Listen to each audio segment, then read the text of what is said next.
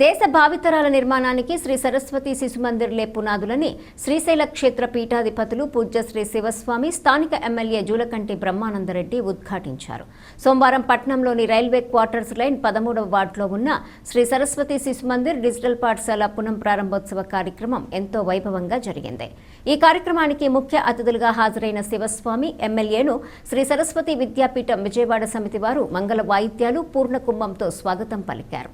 అనంతరం పాఠశాల తరగతి గదులను అతిథుల చేతుల మీదుగా ప్రారంభించి ప్రత్యేక పూజలు నిర్వహించారు. ఈ సందర్భంగా వారు మాట్లాడుతూ విద్య లేనివాడు వింత పశువని, విద్యతోనే ఉన్నతంగా జీవితాలను తీర్చిదిద్దుకోవచ్చని చెప్పారు. దేశవ్యాప్తంగా 25,000కు పైగా శిశు మందిర్ పాఠశాలలు విలువలతో కూడిన విద్యను విద్యార్థులకు అందజేస్తున్నాయన్నారు. విద్యార్థికి మొక్క దశ నుంచి దేశం, సనాతన ధర్మం, సన్మార్గం, భక్తి చింతన వంటివి అవగాహన పరిచేందుకు శిశు మందిర్ పాఠశాల ప్రముఖ పాత్ర పోషిస్తున్నాయని వివరించారు. ఒత్తిళ్లేని విద్యను అందించడం, చిన్నారుల్లో దాగిన సృజనాత్మకతను వెలికితీయటంలో శిశు మందిర్ పాఠశాలలు ఎంతో ప్రత్యేకమని వారు చెప్పుకొచ్చారు. ఈ చక్కటి అవకాశాన్ని సద్వినియోగం చేసుకుని మాచర్లలో తిరిగి పునః ప్రారంభమవుతున్న శిశు మందిర్ డిజిటల్ పాఠశాలలో తమ పిల్లలను చేర్పించాలని తల్లిదండ్రులు కోరారు.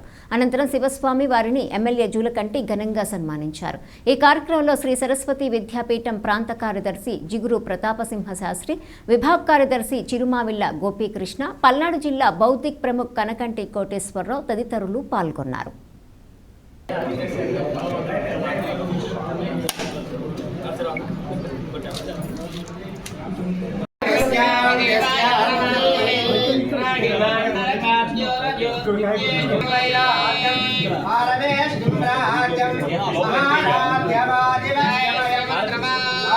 బీసీ, ఎస్సీ, ఎస్టీ సంక్షేమ హాస్టల్ని నిర్మించబోతా ఉన్నాం.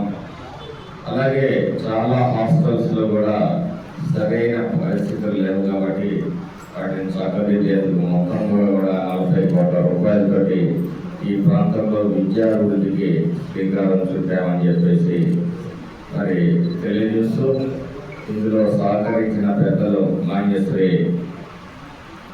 చంద్రబాబు నాయుడు గారికి, విద్యాశాఖ మంత్రులు లోకేష్ గారికి, అలాగే వివిధ శాఖ మంత్రులకి అందరికీ కూడా సభాముఖంగా ధన్యవాదాలు తెలియజేస్తుంటూ, ఈ ప్రాంతంలో విద్యాభివృద్ధికి కట్టుబడి ఉన్నాము. చాలా స్కూళ్ళల్లో సరైన వసతులు లేవు. పాఠశాల గదులు చాలా అపరిశుభ్రంగా ఉంటున్నాయి. కాబట్టి దాతల సహకారం, అలాగే పూర్వ విద్యార్థుల సహకారంతో పాఠశాలని అభివృద్ధి చేసే ఒక కార్యక్రమాన్ని తీసుకుంటామని చెప్పేసి ఈ సందర్భంగా తెలియజేస్తూ, ఈ ప్రాంతంలో అన్ని విధాలుగా విద్యని అభివృద్ధి చేసేందుకు కట్టుబడి ఉన్నామని చెప్పేసి తెలియజేసుకుంటూ, మన మతం అనేది ఒక జీవన విధానం మాత్రమే. వైషమ్యాలను రెచ్చగొట్టుకుపోయేది కాదు మతం. సర్వే జనం సుఖినో భవంతు అని చెప్పేసి మన వేదాలు చెప్తా ఉంటాయి. అందరూ బాగుండాలి అనేది మరి హైందవ మతం చెప్పిన ఒక గొప్ప సత్యం అన్నమాట. కాబట్టి మన పురాణాలు, వేదాలు, ఉపనిషత్తులు చాలా విషయాలు దొరికాయి. ప్రపంచానికి నాగరికత లేని సమయంలో మన దేశంలో అగ్గిపెట్టెల్లో పెట్టే చీరని నేర్చిన పనివాళ్ళు ఉన్న దేశం మనది. ఇవాళ ప్రాచీన సంస్కృతి, ప్రాచీన అలవాట్లు ఇవన్నీ కూడా మనల్ని ఉక్కిరి చేస్తూ ఉన్నాయి మన సమాజాన్ని. ఈ ప్రాంతంలో వేద పాఠశాల సిరిదిరిపాడు గ్రామంలో ఒకటి ఉంది. అలాగే వేద పాఠశాలను కూడా అభివృద్ధి చేసి మరి వారికి కూడా ప్రభుత్వం తరఫున సహాయ సహకారాలు అందిస్తామని చెప్పి తెలియజేస్తూ, విద్య అంటే ఒక ఏబిసిడీలు మాత్రమే కాదు, ఐటీలు ఊర్లే కాదు.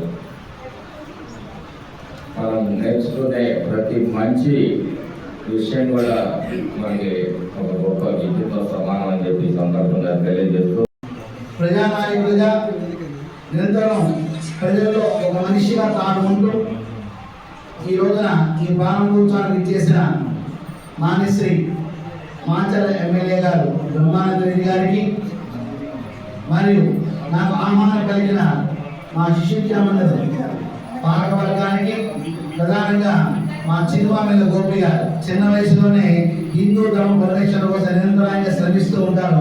ఒకసారి ఇటుపక్క వారికి ఇటుపక్క వారి కర్మాలతో గట్టిగా ప్రప్రదంగా భూమాకి నమస్కారం చేయడంతో ప్రారంభిస్తాము, తల్లిని నమస్కారం చేయడం ప్రారంభిస్తాము, భోజన మంత్రంతో ప్రారంభిస్తాము, శాంతి మంత్రంతో మనం ముగిస్తాము.